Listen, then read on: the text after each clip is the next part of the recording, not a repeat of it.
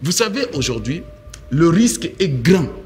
Attaquer la République démocratique du Congo, c'est créer une crise au niveau régional, et cette crise peut avoir des répercussions fâcheuses au niveau de toute la sous-région. Et je peux vous assurer que ce soit la CPGL, que ce soit la SADC, que ce soit la CIRGL, que ce soit l'East African Community, que ce soit l'Union africaine, que ce soit la CAC, cette crise touche toutes ces communautés d'une manière ou d'une autre. Alors, si le monde veut la paix, c'est maintenant qu'il faut agir. Et si vous ne voulez pas que cette région puisse encore sombrer dans comment je vais dire, la violence accrue, c'est maintenant qu'il faut agir.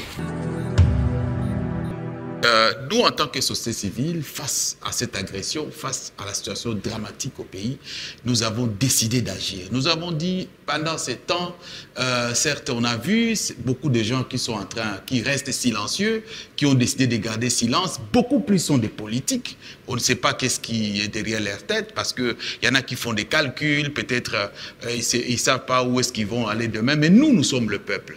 Nous sommes la population organisée. Et nous nous sommes dit, nous devons nous battre. Le gouvernement nous a appelé à la résilience et à la résistance, et c'est ce que nous essayons de faire. Alors, la première chose à faire, c'est de nous organiser pour assurer un monitoring de tout ce qui s'est fait au pays.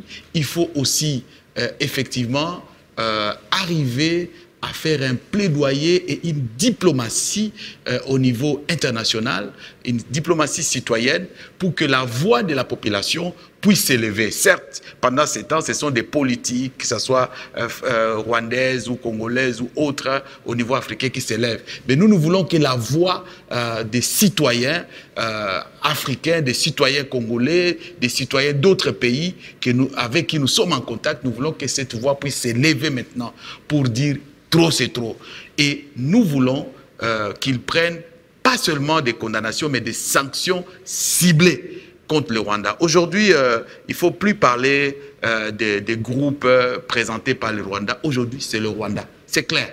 Donc, nous sommes agressés et c'est une agression. Et tous les États ont reconnu cela au sein du Conseil de sécurité et même à la SADC et dans toutes les régions du monde. Mais maintenant, pourquoi les gens s'attardent, n'est-ce pas, à pouvoir donner des sanctions, infliger des sanctions contre le Rwanda? Ce n'est pas normal.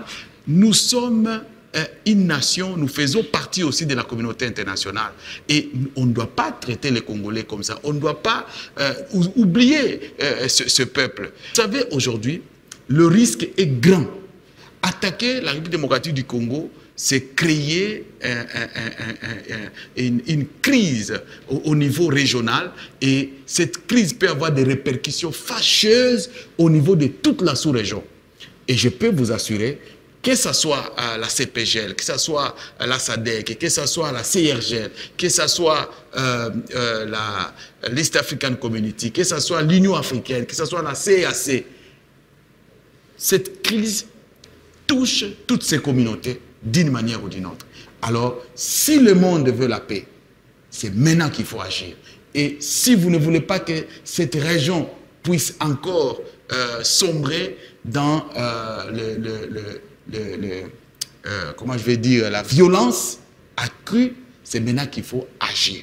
Et c'est ça le message que nous voulons donner au travers ce comité que nous avons mis en place en tant que société civile, parce que là, nous travaillons avec toutes les structures de la société civile, les plateformes, les dynamiques des femmes, les dynamiques des jeunes, les dynamiques des syndicats, les corporations, les mouvements citoyens et d'autres acteurs indépendants ou personnalités indépendantes. Nous essayons de mettre en place un agenda qui appuie, n'est-ce pas, le gouvernement. En fait, la réalité, ce n'est pas appuyer le gouvernement. La réalité, ce n'est pas appuyer les chefs de l'État. C'est appuyer la République. Parce que c'est la République qui est menacée. C'est la République qui est aujourd'hui menacée, agressée. Et donc, tout Congolais a le droit de défendre la patrie pendant ces temps. Et c'est ce que nous essayons de faire pour coordonner toutes ces dynamiques aujourd'hui, et c'est la raison pour laquelle nous avons mis en place ces comités de crise pour la paix et la sécurité en République démocratique du Congo.